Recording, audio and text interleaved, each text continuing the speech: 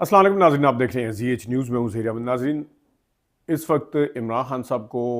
Deal وغیرہ جو ہیں وہ آفر کی جا رہی ہیں، بیک ڈور چینل سے رابطے کرنے کی کوشش کی جا رئی ہے، اور اوپر سے جناب صاحب یہ شو کیا جا رہا ہے کہ بہت سختیاں ہیں، رستے بند ہیں، اور اپنے جتنے بھی صحافی ہیں جو ان کے قریبی ہیں، حکومت کے بھی اور اسٹیبلشمنٹ کے بھی، ان کے ذریعے بیانیہ بنانے کی کوشش کی جا رہی ہے، لیکن ہر چیز میں ناکامی نظر آ رہی ہے۔ اس پہ بات کرتے ہیں، اور اس پہ جانے سے پہلے جو جلسوں کا دوبارہ سے ایک سلسلہ شروع کیا ہوا ہے حکومت نے، اس میں سرکاری خرچے کر کے سارا کچھ کرا کے سارا کچھ ہو رہا ہے، اور نوروال میں جلسہ کرنے کے بعد آج وزیر اعظم جو ہیں وہ شہباز شریف ڈی جی خان گئے ہوئے ہیں وہاں پہ۔ اکثر وہاں پہ وہ جلسے شوق سے کرتے ہیں، اور وہاں پہ ایسے موقعوں کے اوپر جب بھی کوئی جلسے کرنے کی ضرورت پیش آتی ہے تو اس میں سینٹرل پنجاب سے نکل کے جہاں پہ لوگ اتنے زیادہ نہیں آتے، یا جہاں پہ کہنا چاہیے کہ ان کو نظر آتا ہے کہ جلسہ شاید اس طرح سے کامیاب نہ ہو، جس طرح اب لاہور ہے، لاہور کے اندر جلسہ کرنے سے اوائڈ کریں گے، فیصل آباد وغیرہ کے اندر جائیں ذرا، جہاں پہ ساری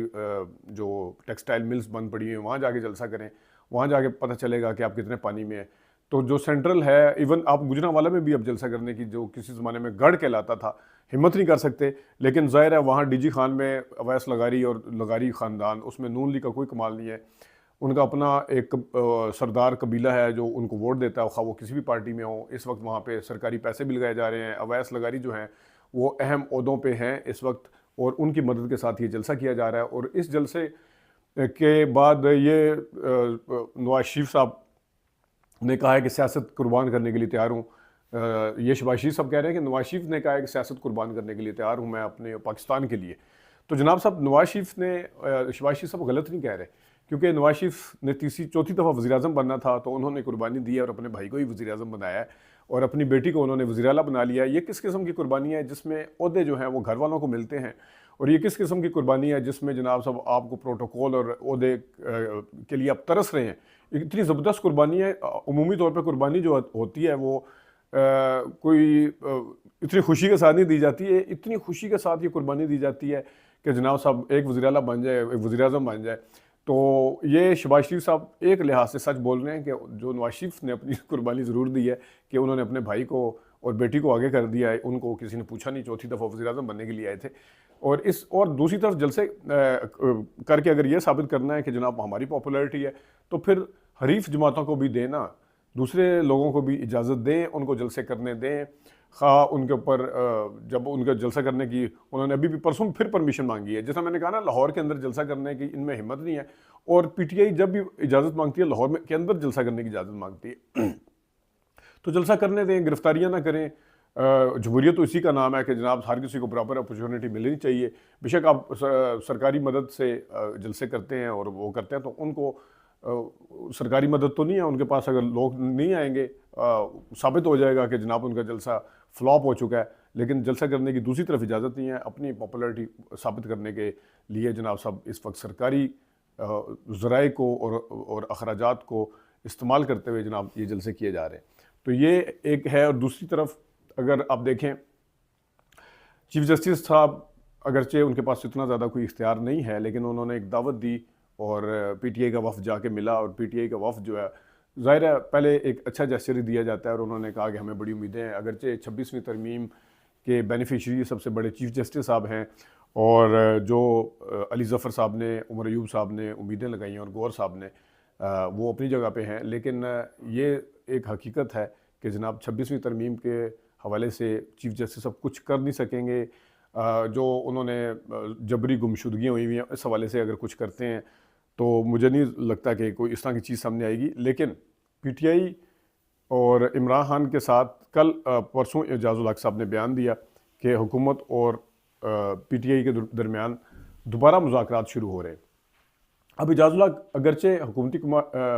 اتحادی ہیں اور مذاکراتی کمیٹی میں بھی تھے وہ حکومت کی طرف سے، جس وقت عرفان صدیقی صاحب جیسے بندے اور نواز شریف جیسے بندے کہہ رہے ہیں کہ اس پارٹی کے ساتھ مذاکرات نہیں ہو سکتے، کیونکہ ظاہر ہے ان کا کہنا بنتا ہے حکومت ہی اگر مذاکرات کامیاب ہوتے تو حکومت کو کچھ نہ کچھ دینا پڑتا، تو اس وجہ سے انہوں نے ایک ویسی دکھانے کے لیے دکھاوے کے طور کے اوپر 10-15 دن اچھے اچھے بن کے مذاکرات کی دعوتیں دی. بعد میں اس میں سے ساتھ یہ بھی کہنا شروع کر دیا کہ جناب ہمارے پاس کوئی اس طرح کا اختیار نہیں ہے, ہم سے وہ کچھ نہ مانگا جائے, اور ساتھ ساتھ میں خواجہ آصف اطلال چودھری جیسے ہاکس بھی چھوڑ دیے کہ جناب اب آپ اس کو سپائلر کے طور پہ کریں, اور ڈائلاگ کبھی کامیاب نہیں ہوئے, ساتھ ساتھ وہ بھی اپنا کام چلاتے رہے. لیکن بالآخر جب انہوں نے جوڈیشل کمیشن نہیں بنا, انہوں نے چوتھی میٹنگ میں آنے سے انکار کیا, تو عرفان صدیقی صاحب نے اسی دن جناب یہ سیاسی ٹولہ نہیں ہے, انتشاری ٹولہ ہے, یہ سیاسی پارٹی نہیں ہے, ان کے ساتھ مذاکرات نہیں, یہ تو توڑ پھوڑ چاہتے ہیں, تو انہوں نے تو شوگر کیا تھا. لیکن اعجاز الحق کا, جس طرح میں بتا رہا ہوں کہ اعجاز الحق اگر یہ بات کر رہے ہیں تو اعجاز الحق کسی نہ کسی بنیاد کے اوپر کر رہے ہوں گے. یا تو پی ٹی آئی کے لوگوں نے مذاکرات کی خواہش کا اظہار کیا ہوگا, حکومت کے تو نہیں کر سکتے, یا پھر مقتدر حلقے ہیں انہوں نے مذاکرات کا کہا ہوگا. پی ٹی آئی کی حد تک دیکھا جائے عمران خان کی مرضی کے بغیر تو کوئی اس طرح کہہ نہیں سکتا, کیونکہ جو بھی مذاکرات کی ٹیبل پہ آئے گا وہ عمران خان کی مرضی سے آئے گا. اب جو دوسری طرف ہے مقتدر حلقے, کیونکہ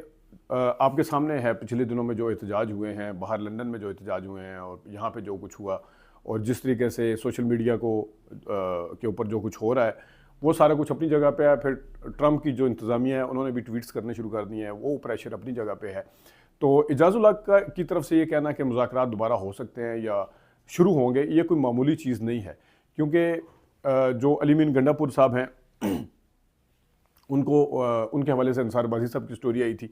جس وقت بھی کوئی اس طرف سے مقتدر حلقوں والی سائڈ سے مذاکرات کی یا بیک ڈور کوئی رابطوں کی بات کرتا ہے, تو اس میں ظاہر ہے ان کو نہیں کہا جاتا کہ اس وقت اسٹیبلشمنٹ کر رہی ہے. اس میں علی مین گنڈا پور صاحب کو آگے کر دیا جاتا ہے, یا کبھی کسی کو آگے کر دیا جاتا ہے, کبھی کسی کو آگے کر دیا جاتا ہے, اور پھر آخر میں کے بعد میں ماننا بھی شروع ہو جاتے ہیں کہ ٹھیک ہے وہ بندی گالا چلے جائیں. اور پھر یہی نہیں ہے, اس کا سب سے بڑا ثبوت جو کل بھی میں نے اپنی ویڈیو میں بتایا تھا کہ کچھ صحافی جن کو اسٹیبلشمنٹ کے بہت قریب سمجھا جاتا ہے, میں اور آپ اس وجہ سے ان کو سنتے ہیں کہ اسٹیبلشمنٹ اس ٹائم کیا سوچ رہی ہے یا حکومت اس وقت کیا سوچ رہی ہے. ظاہر ہے ہر صحافی کے اپنے سورسز ہوتے ہیں. کچھ لوگ عمران خان صاحب تو جیل میں جب وہ باہر تھے تو کچھ صحافی ان سے ملنے جاتے تھے, ان کے حوالے سے دیکھتے تھے کہ وہ کیا سوچ رہے ہیں. ویسے تو عمران خان صاحب زیادہ بولتے بھی تھے, اور وہ کبھی اس طرح کی چیزیں چھپا کے نہیں رکھتے جن کے حوالے سے دیکھا جائے کہ جناب سوچ کے رہے ہیں. تو اسٹیبلشمنٹ عمومی طور پہ خود سامنے اس طرح سے نہیں آتی ہے, لیکن وہ اپنے جو صحافی ہیں قریبی یا کسی نہ کسی ذریعے سے کچھ ترجمان بھی ہیں, ان کے ذریعے اپنی سوچ بتاتی رہتی ہے. تو وہ صحافی آج کل یہ کہتے پھرتے ہیں جو ان کے قریب سمجھے جاتے ہیں کہ عمران خان صاحب محمود اچکزئی سے اگر بات کرنے کے لیے تیار ہیں, جن کا مذاق اڑاتے تھے, اگر فضل الرحمان جن کا مذاق اڑاتے تھے, یا فضل الرحمان صاحب جن کے خلاف بولتے تھے عمران خان صاحب, ان سے بات کرنے کے لیے تیار ہیں, تو پھر اسٹیبلشمنٹ سے بھی بات کرنی چاہیے. اور پھر رستہ جو ہے وہ یہاں سے نکلے گا. 2-3 صحافیوں نے مسلسل پیچھے 2-3 دنوں میں یہ والا کہا ہے, کچھ نے ویلاگ میں بھی یہ کہا ہے کہ جو ہے وہ رستہ یہاں سے نکلے گا. اور جاوید چودھری صاحب نے تو یہاں تک بھی کہا ہے کہ عمران خان صاحب کے جو خط ہیں وہ اس وجہ سے نہیں وہ لکھ رہے کہ وہ اس کو آرمی چیف پڑھیں گے, وہ ان کو ٹیز کر رہے ہیں, اور ان کو پتہ ہے کیونکہ وہ عمران خان صاحب حکومت میں رہے ہیں کہ اسٹیبلشمنٹ کو کہاں سے جا کے ٹیز کیا جا سکتا ہے. تو اس میں 6 نکات بھی انہوں نے بیان کیے خط کے اندر, وہ بھی انہوں نے کہا کہ وہ ٹیز کرنے کے لیے جو ہے وہ لکھے جاتے ہیں. یہ جاوید چودھری صاحب کا تجزیہ بالکل ٹھیک لگتا ہے. اس کی وجہ یہ ہے کہ خط جو ہے وہ اگر کوئی رابطہ خفیہ کرنے کی کوشش کرتا ہے, تو آپ کو یاد ہوگا 99 میں جب نواز شریف صاحب کا اصل میں رابطہ تھا, ان کے حلقوں کا اصل میں اسٹیبلشمنٹ کے ساتھ رابطہ تھا, یا دوسرے ممالک جب پڑے تھے تو اصل میں سارے معاملات چل رہے تھے, تو کوئی خط نہیں لکھا جاتا تھا. ایون اخبار کے اندر بھی یہ خبر نہیں آتی تھی. بیماری کی خبریں آتی تھی